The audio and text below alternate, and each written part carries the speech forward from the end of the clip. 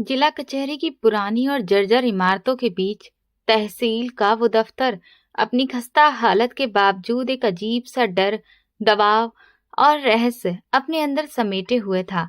उसकी ऊंची दीवारें और काले रंग के भारी लोहे के दरवाजे आम आदमी के लिए किसी किले के फाटक जैसे थे, जहां अंदर जाना आसान था लेकिन इज्जत बचाकर बाहर निकलना मुश्किल। दफ्तर का हेड क्लर्क बहुत करप्ट और जालिम था। बिना पैसे लिए गरीबों की फाइल को हाथ भी नहीं लगाता था। एक दिन एक लाचार किसान आया और जमीन के कागजात के लिए अपनी बेटी के दहेज के पैसे क्लर्क के हवाले कर दिए। क्लर्क ने हंसते हुए पैसे गिने और रख लिए। उसी लम्हे किसान ने अपने सिर से पुरानी पगड़ी उतारी, कमर सीधी की और एक रौबदार आवाज में बोला।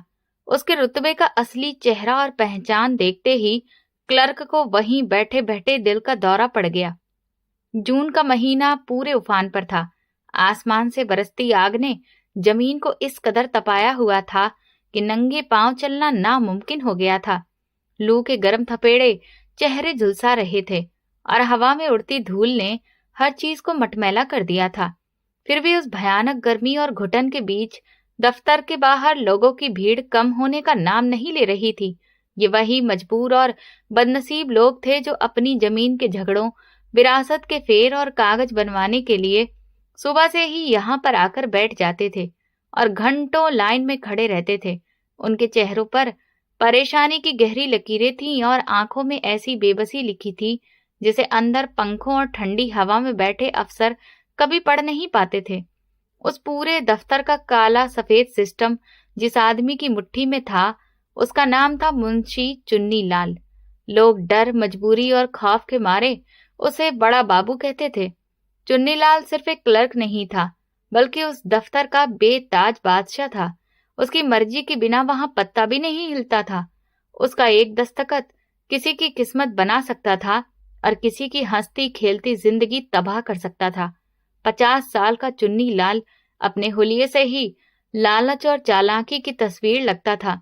मोटा ताजा शरीर, बाहर निकला पेट जो सालों की घूस और गरीबों की कमाई का सबूत था।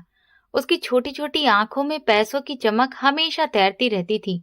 पान से रंगे दांत और मोटे होठों पर हर वक्त तिरछी और जहरीली मुस्कान चिपकी रहती थी। चुन्नीलाल की जिंदगी का उसूल बिल्कुल साफ था। जिसकी जेब में वजन है उसकी फाइल में पहिए लग जाते हैं और जो खाली हाथ आता उसकी अर्जी दीमक खा जाती या रद्दी की टोकरी में फेंक दी जाती। उसने रिश्वत को अपना जन्म सिद्ध अधिकार समझ लिया था। ना उसे भगवान का डर था, न कर्म का, न कानून का, क्योंकि उसे पूरा भरोसा था कि कानून के लंबे हाथ भी उसकी जेब तक पहुंचते पहुंचते छोटे पड़ जाते हैं। दफ्तर के अंदर का मंजर बाहर की तपती दुनिया से बिल्कुल उल्टा था। जहां बाहर लोग प्यास और गर्मी से तड़प रहे थे, वहीं अंदर चुन्नी लाल छत के पुराने पंखे के नीचे अकड़ कर बैठा था। उसकी मेज पर फाइलों के ढेर लगे थे जिन पर धूल जमी थी और मकड़ियों के जाले तने हुए थे। उन फाइलों में ना जाने कितने घरों की उम्मीदें और पीढ़ियों के फैसले दबे पड़े थे, मगर चुन्नी लाल के लिए बेबस कागज का ढेर थे। उसके सामने बैठा नायब नरेंद्र उसका दायां हाथ था। वही बाहर खड़े लोगों को छांटता और सिर्फ उन्हीं को अंदर जाने देता जिनकी हथेली गर्म करने की हैसियत होती। जो लोग खाली हाथ आते वे घंटों बाहर धक्के खाते रहते। उस दिन भी रोज की तरह चुन्नी लाल अपनी कुर्सी पर पसर कर बैठा था और सामने रखे मोटे रजिस्टर में एंट्री कर रहा था। उसके माथे पर पसीने की बूंदें चमक रही थीं, जिन्हें वो बार बार अपने मैले रूमाल से पोंछता और बड़बड़ाता कि ये गर्मी तो जान लेकर ही मानेगी। नरेंद्र ने मिट्टी के घड़े से पानी का गिलास बढ़ाते हुए खुशामद करने वाले लहजे में कहा, बाबूजी, आज तो गुहार लगाने वालों की तादाद कुछ ज्यादा ही लग रही है। बाहर मेले का समा है, लोग मक्खियों की तरह भिनक रहे हैं। चुन्नीलाल ने सिगरेट का गहरा कश लेकर धुएं के छल्ले हवा में उड़ा दिए और वही तीखे शब्द उगल दिए, भेड़ बकरियों का मेला है नरेंद्र। इनका काम सिर्फ मिमियाना और शोर मचाना है। ये 2 टके के लोग समझते हैं कि सरकारी दफ्तर इनके बाप का घर है। जब चाहा मुंह उठाकर चले आए। इन्हें क्या मालूम कि एक फाइल पर दस्तखत करने में कितनी मेहनत लगती है, कितना दिमाग खपाना पड़ता है और कितने पापड़ बेलने पड़ते हैं। नरेंद्र ने हंसते हुए हामी भरी। बिल्कुल सही कहा आपने सरकार। ये जाहिल देहाती क्या जाने कलम की इज्जत और कुर्सी की ताकत, बस रोते धोते रहते हैं। चुन्नीलाल ने रजिस्टर बंद किया और मेज की दराज खोलकर देखा, जहां सुबह से जमा हुई रिश्वत के नोट बिखरे पड़े थे। उसने इत्मीनान और लालच भरी नजर से नोटों को देखा और दराज को जोर से बंद कर दिया। ये उसकी रोज की कमाई थी, जो उसकी सरकारी तनख्वाह से 100 गुना ज्यादा थी। उसके घर में हर ऐशो आराम था। बच्चे शहर के सबसे महंगे स्कूल में पढ़ते थे और पौश इलाके में संगमरमर का बड़ा सा मकान बन रहा था। ये सब उन गरीब किसानों, विधवाओं और बेसहारा लोगों के खून पसीने की कमाई थी, जिसे वो बड़ी बेरहमी से निचोड़ता था। बाहर बरामदे में खड़े हुजूम में एक बूढ़ा और बेहद सीधा साधा आदमी भी था, जो सुबह से दीवार की छांव में बैठा अपनी बारी का इंतजार कर रहा था। उसका नाम रघुनाथ था, एक गरीब किसान, जिसके चेहरे पर धूप और जिंदगी की मार ने कालिक पोत दी थी।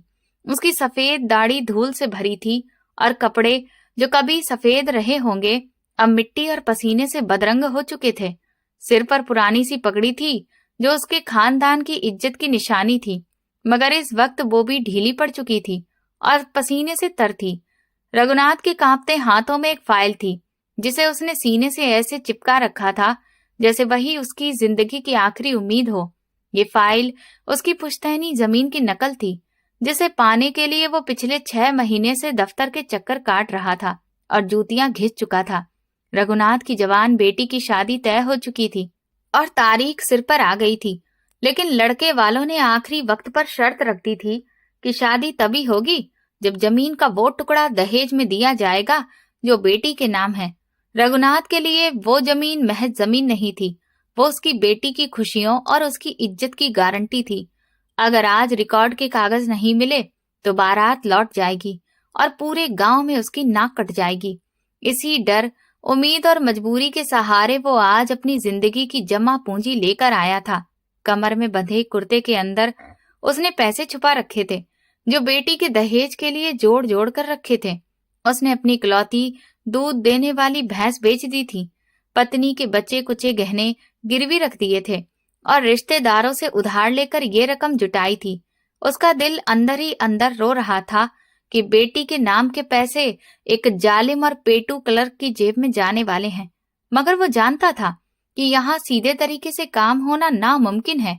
दोपहर के 2 बज चुके थे। गर्मी और चिपचिपाहट और बढ़ गई थी। दफ्तर बंद होने का वक्त पास आ रहा था और रघुनाथ का दिल डूब रहा था। वो बार बार उठकर दरवाजे की तरफ देखता, लेकिन वहां खड़ा वर्दी वाला सिपाही उसे धक्का देकर पीछे कर देता और गाली देकर बैठने को कहता। रघुनाथ ने कई बार नरेंद्र के आगे हाथ जोड़े, पैर पकड़े, बोला, भगवान के लिए एक बार बड़े बाबू से मिलवा दो, मेरी बेटी की जिंदगी दांव पर लगी है। मगर नरेंद्र का दिल भी पत्थर का था। वो हर बार झिड़क देता, बाबूजी अभी साहब बहुत बिजी हैं, बड़े लोग बैठे हैं, बुलावा आएगा तब जाना। रघुनाथ की आंखें भर आईं, गला सूख गया। उसने फटे होठों पर जीभ फेरी और ऊपर आसमान की तरफ देखकर बुदबुदाया, हे भगवान, जालिम के दिल में थोड़ी दया डाल दे, मेरी इज्जत तेरे हाथ में है। अंदर चुन्नीलाल घर जाने की तैयारी कर रहा था। फाइलें समेटते हुए उसने नरेंद्र को आवाज दी, चाय का आखिरी कप ले आ, दिन भर की थकान उतर जाए। चाय पीते हुए उसने पूछा, बाहर कोई ढंग का मुर्गा है या बस ये फटे हाल लोग ही हैं? नरेंद्र ने चालाक मुस्कान के साथ कहा, सरकार, एक बूढ़ा सुबह से बैठा है, बहुत तड़प रहा है, बार बार कपड़े की पोटली टटोलता है, लगता है अच्छा माल है। चुन्नीलाल की आंखों में शिकारी जैसी चमक आ गई। उसने मूंछों को ताव दिया और बोला, अच्छा तो बुला ले, देखे कितनी हैसियत है उसमें। बाहर रघुनाथ उम्मीद और डर के बीच माला जप रहा था कि नरेंद्र ने कड़क आवाज में पुकारा, ओ बाबा, इधर आ, किस्मत खुल गई, बड़े बाबू ने बुलाया है। रघुनाथ को यकीन नहीं हुआ। वो लड़खड़ाता हुआ उठा, पगड़ी संभाली, फाइल सीने से चिपकाई और कांपते कदमों से दरवाजे की तरफ बढ़ा। उसे लग रहा था जैसे शेर की मान में जा रहा हो, मगर बेटी का चेहरा आंखों के सामने आ गया। उसने मन ही मन ठान लिया कि चाहे पगड़ी उतारनी पड़े या हाथ जोड़कर गिड़गिड़ाना पड़े, आज कागज लेकर ही जाएगा उसने धीरे से पर्दे को हटाया और अंदर घुसा। अंदर से भारी आवाज आई, आजा अंदर, क्या तमाशा कर रखा है? रघुनाथ डरते डरते अंदर दाखिल हुआ। कमरा अंधेरा और घुटन भरा था। ऊपर लगा पंखा बूढ़े इंजन की तरह कराहता हुआ घूम रहा था। चुन्नीलाल अपनी बड़ी सी घूमने वाली कुर्सी पर ऐंठ कर बैठा था और उसके सामने मेज पर एक पीतल की नेम प्लेट रखी थी जिस पर उसका नाम और ओहदा खुदा था। उसने रघुनाथ को ऊपर से नीचे तक एक तानाशाही नजर से देखा। उसकी नजरें रघुनाथ के चेहरे या आंखों पर नहीं बल्कि उसकी कमर में बंधे कपड़े पर थी, जहां पैसों की पोटली का उभार साफ दिख रहा था। चुन्नीलाल के चेहरे पर एक चालाक मुस्कान फैल गई। उसने रघुनाथ को बैठने का इशारा तक नहीं किया, उल्टा कुर्सी पर पीछे टिकते हुए बोला, क्या काम है बड़े बाबू से? सुबह से दफ्तर में हंगामा मचा रखा है, दिमाग खा गए हो? रघुनाथ ने कांपते हाथों से फाइल मेज पर रखी और हाथ जोड़कर बोला, मालिक, मैं रघुनाथ हूँ, चक नंबर 4 से आया हूँ। मेरा जमीन के रिकॉर्ड का मामला है। 6 महीने हो गए चक्कर लगाते लगाते, जूते घिस गए, बदन जवाब दे गया मगर कागज नहीं मिले। अगले हफ्ते मेरी बेटी की शादी है, अगर कागज नहीं मिले तो मेरी नाक कट जाएगी। लड़के वाले बारात वापस ले जाएंगे। भगवान के लिए मुझ गरीब पर दया कर दीजिए, बस दस्तखत कर दीजिए। चुन्नीलाल ने फाइल खोली और कागजों को यूं पलटने लगा जैसे उस पर बोझ लदा हो। नाक सिकोड़ते हुए बोला, अरे भाई, तुम्हारी फाइल में तो बहुत गड़बड़ है। पटवारी की रिपोर्ट अधूरी है, इंतखाब नंबर में भी गलती है। ये काम ऐसे झट से नहीं होता, सरकारी काम है, समय लगता है, 1-2 महीना तो लग ही जाएगा। ये सुनते ही रघुनाथ के पैरों तले जमीन खिसक गई, आंखों में पानी भर आया। वो रोते हुए बोला, मालिक, ऐसा जुल्म मत कीजिए, 2 महीना बहुत दूर है, मेरे पास 2 दिन भी नहीं है। लड़के वालों ने साफ कह दिया है, जमीन के कागज नहीं मिले तो रिश्ता खत्म। मेरी बेटी कुंवारी घर बैठ जाएगी, आपके भी बच्चे होंगे, मेरी लाज का सवाल है। हाथ जोड़ता हूँ, मेरी पगड़ी की कसम, मेरा काम कर दीजिए।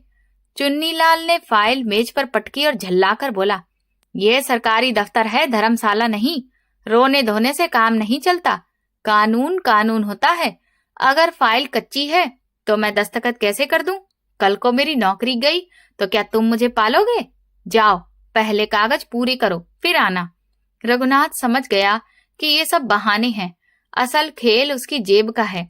उसने अपनी बेबसी और आत्मसम्मान को एक तरफ रखा और वो आखिरी दांव चल दिया जिसके लिए वो तैयारी करके आया था। उसने इधर उधर देखा कि कोई देख तो नहीं रहा, फिर कांपते हाथों से कमर में बंधी गिरह खोली और उसमें से मैले कुचैले नोटों की एक गड्डी निकाली। ये कुल रुपए थे जो उसने जिंदगी भर की मजदूरी से जोड़े थे। उसने पैसे मेज पर चुन्नीलाल के सामने रख दिए और दबे गले से बोला, मालिक, यही मेरी सारी पूंजी है। बेटी के दहेज के पैसे हैं, भैंस बेच दी, घरवाली के कानों की बालियां गिरवी रख दी, बस इतने ही बन पाए।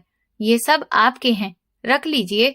बस मेरी फाइल पर दस्तखत कर दीजिए और मुझे कागज दे दीजिए। जिंदगी भर आपका एहसान मानूंगा, आपके बच्चों के लिए दुआ करता रहूंगा। चुन्नीलाल की नजरें नोटों पर चिपक गईं, एक नजर पैसों पर, दूसरी रघुनाथ के चेहरे पर। रकम उसके लिए बड़ी नहीं थी, मगर एक गरीब किसान से ये सब निकलवाने का मजा अलग था। उसके अंदर जीत की लहर दौड़ गई। मन ही मन सोचने लगा, चलो आज का खर्चा पानी निकल आया, शाम की महफिल भी जम जाएगी। उसने बेरुखी से हाथ बढ़ाया और नोटों की गड्डी उठा ली। मोटी उंगली पर थूक लगाकर बड़े सलीके से गिनने लगा। 1, 2, 3। आंखों में लालच नाच रहा था। उस पल उसे ना रघुनाथ की मजबूरी दिखी, ना उसकी बेटी की शादी। उसे सिर्फ उन कागजों की भूख दिख रही थी जो उसकी मुट्ठी में थे। पैसे गिनकर उसने संतोष से सिर हिलाया, नोटों को दराज में डाला और चाबी घुमा दी। फिर रघुनाथ की तरफ देखकर टेढ़ी हंसी हंसते हुए बोला, अरे भाई, तुम तो समझदार निकले। पहले ही ये नजराना दे देते तो इतना भटकता ही नहीं पड़ता। चलो अब तुम्हारी फाइल भी देख लेते हैं, शायद कोई रास्ता निकल आए। उसने दोबारा फाइल उठाई और कलम हाथ में ले लिया। रघुनाथ ये सब देख रहा था।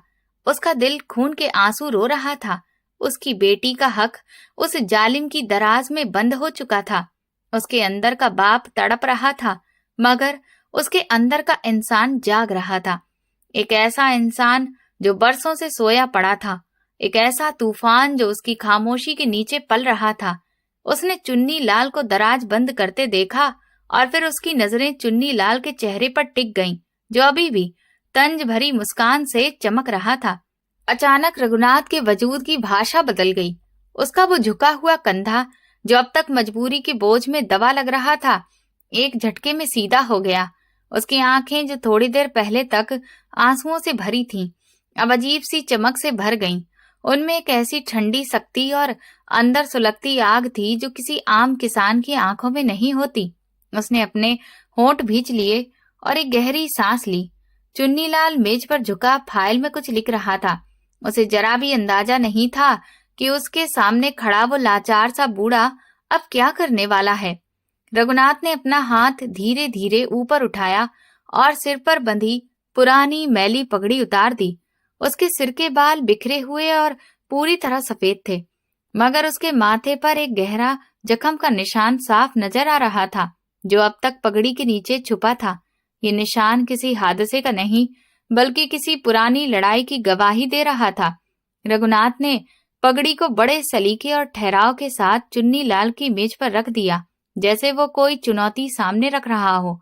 मेज पर कुछ रखे जाने की आवाज सुनकर चुन्नीलाल चौंक गया। उसने सिर उठाकर देखा। सामने खड़ा आदमी अब वो गिड़गिड़ाने वाला किसान नहीं था। उसका पूरा कद काठी ही बदल चुका था। चेहरे से बेबसी गायब हो चुकी थी और उसकी जगह ऐसा रोब और दबदबा आ गया था कि चुन्नीलाल के हाथ से कलम गिरते गिरते बची। रघुनाथ ने अपनी कमर पूरी तरह सीधी की, मेज के दोनों किनारों पर हाथ टिकाए और सीधा चुन्नीलाल की आंखों में आंखें डाल दी। कमरे में एकदम सन्नाटा छा गया। पंखे की घूं घूं के अलावा कुछ सुनाई नहीं दे रहा था। रघुनाथ के होठों पर एक रहस्यमयी मुस्कान उभरी और उसने भारी गूंजती हुई आवाज में बोलना शुरू किया। ये आवाज किसी मजबूर आदमी की नहीं थी, बल्कि किसी ऐसे इंसान की थी जो फैसला सुनाने की ताकत रखता हो। रघुनाथ बोला, मुंशी चुन्नीलाल, मेरी बेटी की शादी के लिए जो पैसे तुमने लिए थे वो तुमने अपनी दराज में रख लिए और तुम्हें लगा कि एक और गरीब किसान को निपटा दिया, लेकिन तुम ये भूल गए कि हर शिकार खाने के लिए नहीं होता। कुछ शिकार गले का फंदा भी बन जाते हैं। उसकी आवाज और सख्त हो गई। तुमने मेरी फटी कमीज देखी, मेरी झुकी हुई कमर देखी, मेरी लाचारी देखी, लेकिन तुमने मेरी आंखों में वो नहीं देखा जो देखना चाहिए था। तुम्हें लगा कि इस कुर्सी पर बैठकर तुम भगवान बन गए हो। तुम्हारी हुकूमत में कोई तुम्हें ललकार नहीं सकता। रघुनाथ थोड़ा और झुका। आज तुम्हारी यही गलतफहमी टूटने वाली है, क्योंकि जिस आदमी से तुमने रिश्वत ली है वो जमीन का टुकड़ा लेने नहीं आया था, वो कुछ और लेने आया है। कुछ ऐसा जो तुम्हारी दराज में रखे पैसों से कहीं ज्यादा कीमती है। चुन्नीलाल हक्का बक्का रह गया। उसका मुंह खुला का खुला रह गया। उसे समझ ही नहीं आया कि ये बूढ़ा आखिर कह क्या रहा है। उसके दिमाग में एक ही सवाल घूम रहा था, क्या ये पागल हो गया है? उसने गुस्से में कुछ बोलना चाहा, मगर गले से आवाज नहीं निकली। रघुनाथ की नजरों में ऐसी शक्ति थी जैसे उसने उसे कुर्सी समेत जकड़ लिया हो। रघुनाथ ने धीरे से अपना हाथ कुर्ते की जेब की तरफ बढ़ाया। चुन्नीलाल की आंखें उसके हाथ का पीछा करने लगीं। डर की एक ठंडी लहर उसकी रीढ़ में दौड़ गई। उसे लगा शायद अब कोई हथियार निकलेगा, लेकिन रघुनाथ ने जेब से हथियार नहीं बल्कि बहुत पुराना जंग लगा हुआ धातु का निशान निकाला और पगड़ी के पास ही मेज पर रख दिया। उस पर कुछ लिखा था जो वक्त के साथ मिट सा गया था। चुन्नीलाल उसे पहचानने की कोशिश करने लगा। रघुनाथ मेज पर झुकते हुए धीमी मगर चुभती आवाज में बोला, पहचाना मुंशी जी? ये वही निशानी है जिसे तुम भूल चुके हो, मगर ये तुम्हें नहीं भूली। आज पूरे 20 साल बाद ये तुम्हारे सामने आई है, और अकेली नहीं आई है, अपने साथ वो तूफान लाई है जो तुम्हारी ये कुर्सी, ये मेज और तुम्हारा सारा घमंड बहा ले जाएगा। उसकी आंखों में आग और गहरी हो गई। तुमने कानून को अपनी जेब में डाल रखा था, लेकिन आज तुम्हें पता चलेगा कि कानून से बड़ा भी एक डर होता है, ऐसा डर जो आदमी की सांसें रोक देता है और उससे चलते फिरते लाश बना देता है। रघुनाथ ने चुन्नी लाल के चेहरे की तरफ इशारा किया। जरा गौर से देखो मुझे, शायद तुम्हें वो रात याद आ जाए जब तुमने एक फैसले पर दस्तखत किए थे और हंसते हंसते एक भरा पूरा घर उजाड़ दिया था। मैं वही बीता हुआ वक्त हूँ जो लौट कर आया है, और मैं तब तक नहीं जाऊंगा जब तक हिसाब बराबर नहीं हो जाता। चुन्नीलाल की आंखें डर से फैल गईं, माथे से पसीना टपकने लगा, दिल सीने में जोर जोर से धड़क रहा था। उसका बीता हुआ कल किसी डरावनी फिल्म की तरह आंखों के सामने घूमने लगा और सामने खड़ा रघुनाथ अब उसे इंसान नहीं बल्कि उसका हिसाब लेने आया हुआ मौत का साया लग रहा था। दफ्तर का दरवाजा अभी बंद था, मगर चुन्नी लाल को लग रहा था कि उसकी जिंदगी का दरवाजा अब बंद होने वाला है। ये कहानी जो एक मामूली रिश्वत से शुरू हुई थी, अब ऐसे खौफनाक मोड़ पर पहुंच चुकी थी जिसकी उसने कभी कल्पना भी नहीं की थी। रघुनाथ यानी वो रहस्यमय किसान अब पूरी तरह उस पर हावी हो चुका था और चुन्नीलाल अपनी ही कुर्सी पर ऐसे सिकुड़ गया था जैसे कोई अपराधी सजा का इंतजार कर रहा हो। बाहर की गर्मी अब उसे कमरे के अंदर भी महसूस हो रही थी, मगर ये गर्मी मौसम की नहीं थी, ये उस आग की थी जो उसके सामने खुलने वाली थी और उसे राख कर देने को तैयार थी। दफ्तर का वो आधा अंधेरा और दम घोटू कमरा, जहां सिर्फ छत के पंखे की थकी हुई परेशान करने वाली आवाज गूंज रही थी, वहां वक्त जैसे जम गया था। चुन्नी लाल की सांसें सीने में अटक गई थीं और उसकी आंखें मेज पर रखे उस जंग लगे धातु के निशान पर टिक गई थीं, जिसे रघुनाथ अपनी पगड़ी के साथ रख गया था। ये कोई साधारण लोहे का टुकड़ा नहीं था, बल्कि खून से सना हुआ अतीत था, एक जिंदा सबूत। उसे देखते ही चुन्नी लाल के दिमाग के बंद पड़े तहखानों में 20 साल पुरानी धूल उड़ने लगी और एक ऐसा डरावना मंजर सामने आने लगा जिसे वो अपनी यादों के कब्रिस्तान में बहुत पहले दफना चुका था। रघुनाथ की झुकी हुई कमर, जो कुछ देर पहले तक उम्र और गरीबी के बोझ से दबी हुई लग रही थी, अब तनी हुई कमान की तरह सीधी हो चुकी थी। उसके चेहरे की गहरी झुर्रियां, जो पहले मजबूरी और लाचारी की कहानी सुना रही थी, अब उनमें ऐसा रोब, ऐसा दबदबा था, ऐसी दहशत थी जो सिर्फ उन लोगों के चेहरों पर आती है जिन्होंने जिंदगी और मौत के खेल में मौत बांटना सीख लिया हो। चुन्नीलाल ने अपने सूखे और फटे होठों पर जीभ फेरने की कोशिश की, मगर उसका गला सूखी रेत की तरह भर चुका था। हर सांस कांटों की तरह चुभ रही थी। उसके दिमाग में खतरे की हजारों घंटियां एक साथ बज उठी, क्योंकि वो उस धातु के निशान को पहचान चुका था। ये निशान उस इलाके के कुख्यात और डर का दूसरा नाम बने बागी गिरोह का था, जिसका नाम सुनते ही बड़े बड़े जमींदारों, दबंगों और पुलिस अफसरों की रातों की नींद उड़ जाती थी। रघुनाथ ने चुन्नी लाल की आंखों में उभरते उस गहरे डर को पढ़ लिया। उसके होठों पर एक जहरीली जीत की मुस्कान फैल गई। वो मेज पर और झुकते हुए भारी और गूंजती आवाज में बोला, क्यों मुंशी जी, याददाश्त पर जोर डाल रहे हो? याद आ गया कि ये जंग लगा निशान किसका है और इसके पीछे कौन सी कहानी दबी पड़ी है? अगर अभी भी समझ में नहीं आ रहा तो मैं याद दिला देता हूँ। ये उसी राजा का निशान है जिसकी पुश्तैनी जमीन तुमने 20 साल पहले मोटी रिश्वत लेकर एक जालिम जमींदार के नाम चढ़ा दी थी और जिसके पूरे परिवार को तुम्हारे दस्तखत और झूठी गवाही ने कब्र में उतार दिया था। चुन्नी लाल के शरीर में सिहरन दौड़ गई, जैसे किसी ने रीढ़ में बर्फ डाल दी हो। उसका खून ठंडा पड़ने लगा। राजा, ये नाम उसके लिए सिर्फ नाम नहीं था, ये मौत का फरमान था, दहशत की मोहर। 20 साल पहले राजा एक सीधा साधा मेहनती किसान था, बिल्कुल उसी रघुनाथ की तरह जो आज उसके सामने खड़ा था। उस वक्त भी चुन्नी लाल ने वही किया था जो वो हमेशा करता आया था। उसने दूसरी पार्टी से नोटों की गड्डियां ली और राजा की जमीन के कागजों में हेर फेर कर दी। उसके बाद जो हुआ वो खून से लिखा गया इतिहास था। झगड़े भड़के, आग लगी और राजा का हंसता खेलता घर राख बन गया। उसके बूढ़े माँ बाप और जवान भाई को बेरहमी से मार डाला गया। राजा किसी तरह जान बचाकर भाग निकला और फिर उसने वो रास्ता चुन लिया जहां से वापसी नहीं होती। वो जंगलों और पहाड़ों में चला गया और वहां उसने अपना कानून खुद बनाया। लोग कहते थे कि राजा मर चुका है या किसी पुलिस मुठभेड़ में ढेर हो गया, मगर आज वही राजा जिंदा था, मौत बनकर अपने बीते हुए का हिसाब लेने चुन्नीलाल के सामने खड़ा था। रघुनाथ यानी राजा उसकी आंखों में आंखें डालकर बोला, तुमने सोचा होगा कि वो अनपढ़ किसान मिट्टी में मिल गया होगा, मगर याद रखो मुंशी जी, किसान बीज होता है, जितना उसे दबाओगे उतना ही ताकतवर होकर उगता है। मैंने 20 साल इंतजार किया है इस एक पल का, उस दिन का जब मैं तुम्हारी आंखों में वही बेबसी देख सकूं जो उस दिन मेरे बूढ़े बाप की आंखों में थी, जब तुमने उसे धक्के मारकर दफ्तर से निकाला था और उसकी पगड़ी उछाल दी थी। आज तुम उसी कुर्सी पर बैठे हो, उसी दफ्तर में हो, मगर ताकत तुम्हारे पास नहीं, मेरे पास है।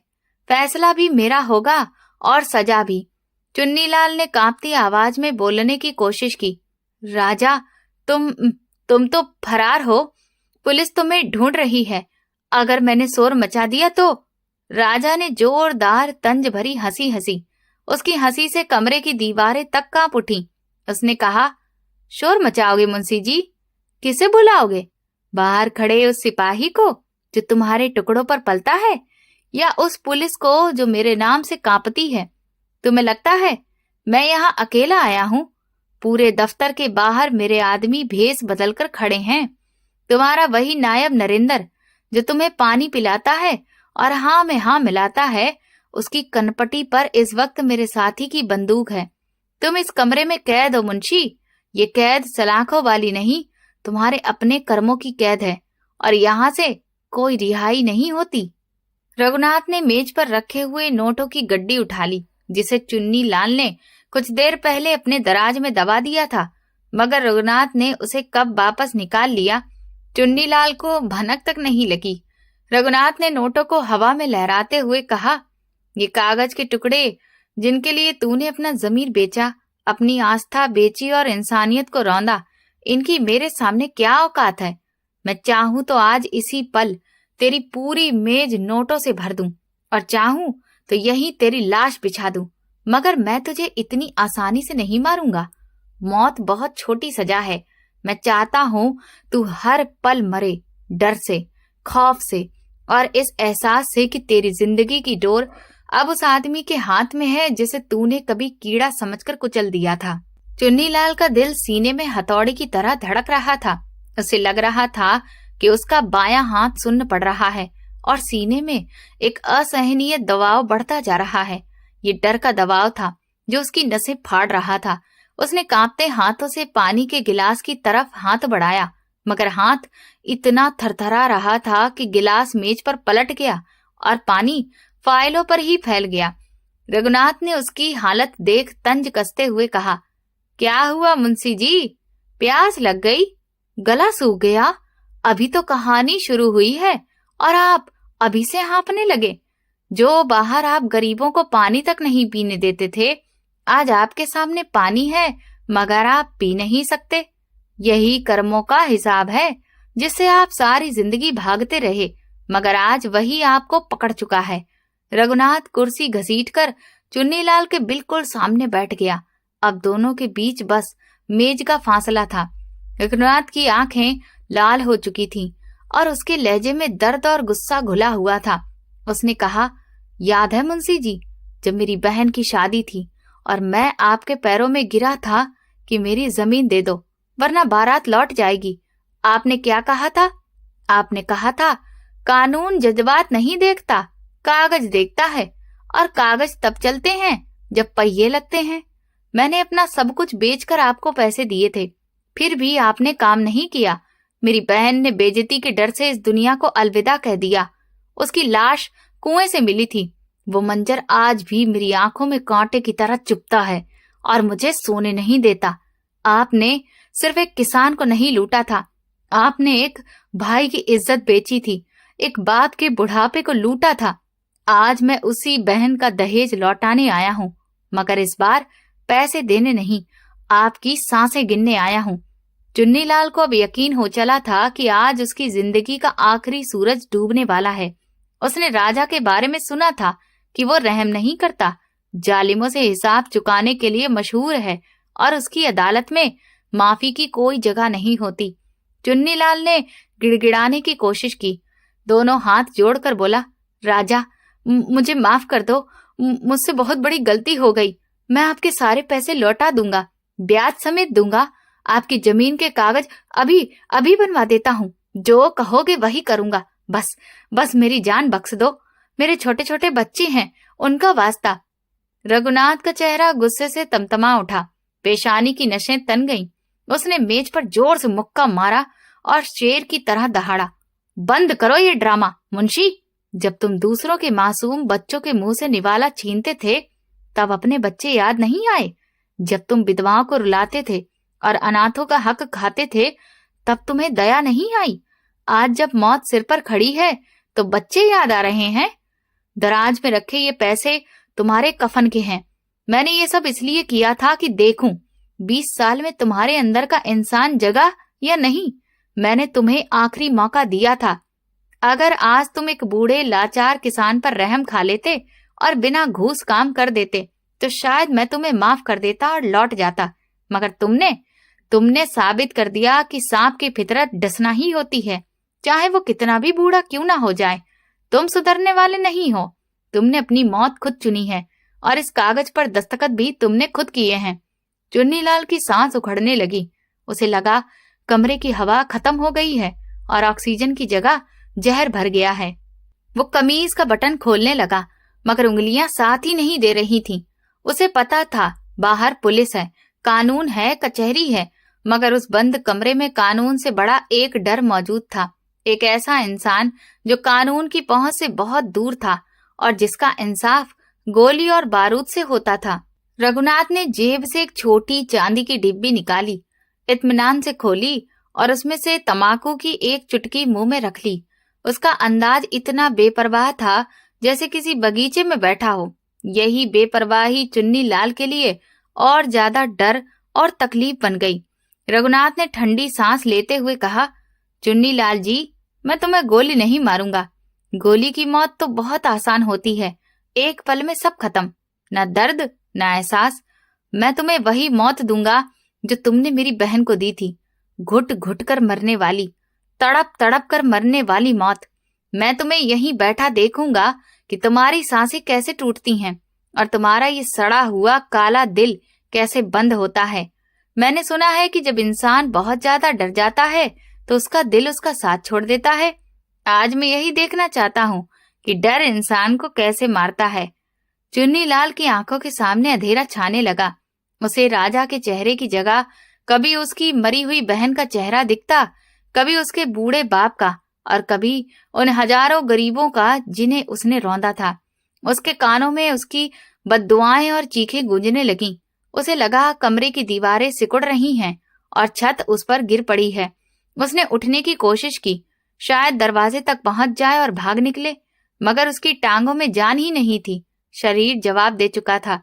वो कुर्सी पर ही ढेर हो गया और सिर पीछे की ओर लुढ़क गया। रघुनाथ ने उसे उठते देखकर रोका नहीं, आराम से बैठा रहा और बोला, बैठ जाओ चुन्नीलाल जी, इतनी जल्दी क्या है? अभी तो हिसाब बाकी है। अभी तो तुम्हें उन सब लोगों के नाम सुनने हैं जिनकी जिंदगियां तुमने तबाह की। अभी तो तुम्हें उस आग की जलन महसूस करनी है जो तुमने दूसरों के घरों में लगाई थी। देखो, बाहर सूरज डूब रहा है, खिड़की से देखो, आखिरी किरणें जा रही हैं। तुम्हारी जिंदगी का सूरज भी उसके साथ डूब रहा है। ये तुम्हारी आखिरी शाम है, ध्यान से देख लो और अलविदा कह दो। कमरे में पूरा सन्नाटा छा गया था। बस चुन्नीलाल की भारी उखड़ती हुई सांसों की आवाज थी, जैसे कोई पुराना जंग लगा इंजन हाँफ रहा हो। रघुनाथ यानी राजा अपनी जगह से उठा और बहुत आहिस्ता कदमों से चलकर चुन्नीलाल के पीछे जा खड़ा हुआ। चुन्नीलाल की गर्दन कुर्सी की पीठ पर बेजान लटकी थी और उसकी पथराई आंखें छत को घूर रही थीं। उनमें डर और दहशत हमेशा के लिए जम चुकी थी। राजा ने अपना भारी हाथ चुन्नीलाल के कंधे पर रखा तो उसका पूरा शरीर जोर से कांप उठा। जैसे 1000 बोल्ट का झटका लगा हो। राजा झुका और उसके कान में धीरे से बोला, चुन्नीलाल जी, डर लग रहा है ना? यही वो डर है जो तुम दूसरों को बेचा करते थे, जिसका धंधा तुम रोज करते थे। कानून का डर दिखाते थे, पुलिस और जेल का डर दिखाते थे और गरीबों की जेब काटते थे। आज देखो, कानून से भी बड़ा डर तुम्हारे सिर पर खड़ा है। ये मौत का डर है, और मौत को कोई रिश्वत नहीं दी जाती। मौत को फर्जी फाइलों में नहीं छुपाया जाता, न उसकी तारीख बदली जाती है। मौत का कोई हेड क्लर्क नहीं होता जिसे पैसे खिलाकर लौटा दो। ये अटल है और ये आ चुकी है, तुम्हारी दहलीज लांघ चुकी है। चुन्नीलाल का सीना दर्द से फट रहा था। उसे लग रहा था कोई लोहे की मुट्ठी में उसका दिल पकड़कर मसल रहा है। पसलियां टूटने लगी थीं। उसके मुंह से सफेद झाग निकलने लगा। वो कुछ बोलना चाहता था, होंठ हिल रहे थे। शायद पानी मांग रहा था, शायद माफी, या शायद भगवान का नाम लेना चाहता था, मगर शब्द गले में ही दम तोड़ रहे थे। आवाज साथ छोड़ चुकी थी। राजा की नजर मेज पर पड़े पानी के गिलास पर गई, जो गिर चुका था, और उसका पानी फाइलों को भिगो रहा था। फिर उसने चुन्नीलाल की तरफ देखा और अफसोस से सिर हिलाया। पानी भी नसीब नहीं हुआ तुम्हें। चुन्नीलाल, ये भगवान का इंसाफ है। तुमने लोगों को प्यासा मारा, आज खुद प्यासे मरोगे। तुम्हारा गला सूखा ही रहेगा। राजा ने चुन्नीलाल की मेज की दराज खोली और उसमें से अपनी दी हुई 500 की रकम निकाल ली। वही पैसे जो रघुनाथ ने बेटी के दहेज के लिए दिए थे। उसने पैसे जेब में रखे और कहा, ये पैसे मेरी बेटी के नहीं थे। ये मेरी उस बहन के कफन के पैसे हैं जो तुमने खा लिए थे। मैं अपना माल वापस ले रहा हूँ। तुम्हारा माल यहीं सड़ेगा। तुम्हारी रिश्वत की कमाई, ये गंदे नोट यहीं इसी दराज में पड़े रहेंगे। कोई तुम्हारे साथ चिता तक नहीं जाएगा। अगर किसी ने तुम्हें मारा है तो वो ये डर है जो तुम्हारी आंखों में भरा है, और वो बद्दुआएं जो तुम्हारे गले का फंदा बनी हुई हैं। चुन्नीलाल की आंखें पथराने लगी थीं। शरीर की गर्मी खत्म हो रही थी। मौत की ठंडी परछाई उसके अंदर उतर रही थी। उसने आखिरी बार कोशिश की कि राजा की तरफ देख सके, मगर नजर जवाब दे चुकी थी। सामने सिर्फ अंधेरा था, गहरा अंधेरा। राजा ने देखा, चुन्नीलाल का शरीर एक जोरदार झटके से अकड़ा। पैरों ने जमीन को रगड़ा और फिर ढीले पड़ गए। गर्दन एक तरफ लुढ़क गई और खुली बेनूर आंखें खाली छत को घूरती रह गईं। हेड क्लर्क चुन्नीलाल, जो उस दफ्तर का तानाशाह था, अपनी ही कुर्सी पर अपने ही कर्मों के बोझ तले मर चुका था। न गोली से न चाकू से उसे उसके अपने डर ने मारा था। उसके अपने किए का हिसाब उसके सामने आ खड़ा हुआ था। राजा ने नब्ज नहीं टटोली। वो जानता था, जब डर हद से ज्यादा बढ़ जाता है तो आत्मा शरीर में नहीं टिकती, उड़ जाती है। उसने मेज पर रखी अपनी मैली पगड़ी उठाई और फिर से सिर पर बांध ली। कमर झुकाई, चेहरे के भाव बदले, और फिर वही बूढ़ा लाचार रघुनाथ बन गया। उसने वो जंग लगा धातु का निशान भी उठा लिया जो सबूत और चुनौती के तौर पर लाया था। अब वहां चुन्नीलाल की लाश के सिवा कोई सबूत नहीं था। रघुनाथ ने आखिरी बार नफरत भरी नजर चुन्नीलाल की लाश पर डाली और होठों ही होठों में कहा, हिसाब बराबर हुआ चुन्नीलाल। अब अपनी फाइल लेकर ऊपर वाले के पास जाओ। वहां न रिश्वत चलती है न सिफारिश, वहां सिर्फ इंसाफ होता है। रघुनाथ ने बहुत सुकून से दफ्तर का दरवाजा खोला और बाहर निकल आया। बाहर बरामदे में अभी भी लोग बैठे थे और गर्मी की तपिश वैसी ही थी। नायब नरेंद्र चाय की ट्रे उठाए आ रहा था। नरेंद्र ने रघुनाथ को बाहर आते देखा तो तंजिया अंदाज में पूछा, क्यों बाबा जी, काम हो गया या अभी और धक्के खाने हैं? बड़ा वक्त लगाया अंदर। रघुनाथ ने अपनी आंखों में वही पुरानी बेबसी और गुहार लाकर कहा, बेटा, बड़े बाबू आराम कर रहे हैं। वो सो गए हैं। उन्होंने कहा है कि अब कोई अंदर ना आए। वो बहुत थक गए हैं, उन्हें तंग मत करना। नरेंद्र हंसकर बोला, हाँ भाई, माल कमाकर थक ही जाता है बंदा। तू जा, तेरा काम अब हो गया होगा। रघुनाथ ने सिर हिलाया और आहिस्ता कदमों से चलता हुआ भीड़ में गुम हो गया। किसी को कानों कान खबर नहीं हुई कि वो बूढ़ा और कमजोर किसान जो बाहर निकला है वो दरअसल मौत का सौदागर था और दफ्तर के अंदर एक लाश छोड़ आया है।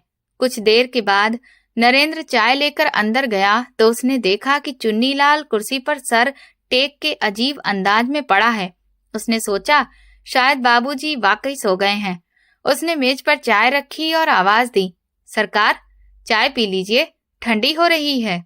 मगर कोई जवाब नहीं आया। नरेंद्र आगे बढ़कर चुन्नीलाल के कंधे को हिलाया तो उसका जिस्म एक बेजान बोरी की तरह एक तरफ लुढ़क गया और उसका खौफनाक चेहरा सामने आया, जिस पर अभी तक दहशत और दर्द के आसार नुमाया थे। उसकी आंखें खुली थीं और मुंह से झाग बह रहा था। नरेंद्र के हाथ से ट्रे छूट गई और वो चीख मार कर बाहर भागा। अरे लोगों, दौड़ो, गजब हो गया, बड़े बाबू को कुछ हो गया है, वो मर गए हैं। दफ्तर में भगदड़ मच गई। लोग अंदर घुस आए। किसी ने कहा हार्ट अटैक हुआ है, किसी ने कहा गर्मी लग गई है, मगर असली हकीकत सिर्फ वो खामोश दीवारें जानती थीं जिन्होंने राजा की गरजदार आवाज और चुन्नीलाल की आखिरी सिसकियां सुनी थीं। थोड़ी ही देर में पुलिस की गाड़ी सायरन बजाते हुए पहुंच गई। थानेदार ने लाश का मुआयना किया और मेज पर पड़ी फाइलों को देखा। वहां कोई ऐसी चीज नहीं थी जो कत्ल की तरफ इशारा करती। दिखने में ये तो बस प्राकृतिक मौत लग रही थी। शरीर पर कोई निशान नहीं था, मगर थानेदार की नजर मेज के कोने पर पड़ी, जहां उंगली से मेज की धूल पर कुछ लिखा हुआ था।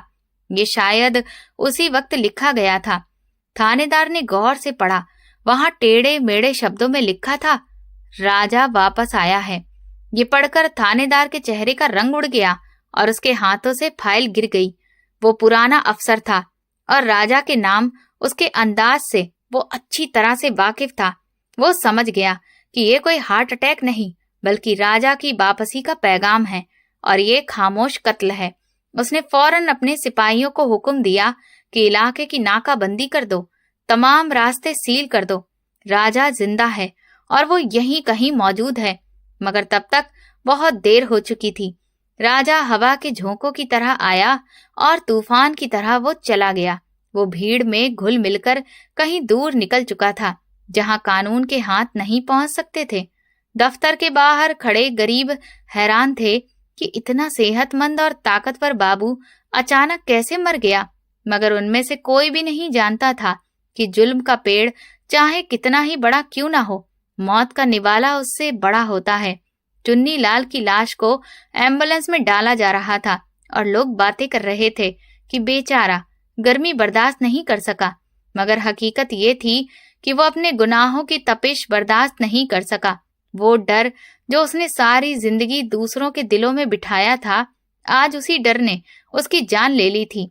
कहानी का ये अंजाम इस बात का गवाह बन गया कि जब जमीन पर इंसाफ बिकने लगता है और कानून की आंखों पर पट्टी बन जाती है, तो फिर कुदरत ऐसे किरदारों को भेजती है जो कि तराजू को बराबर करते हैं।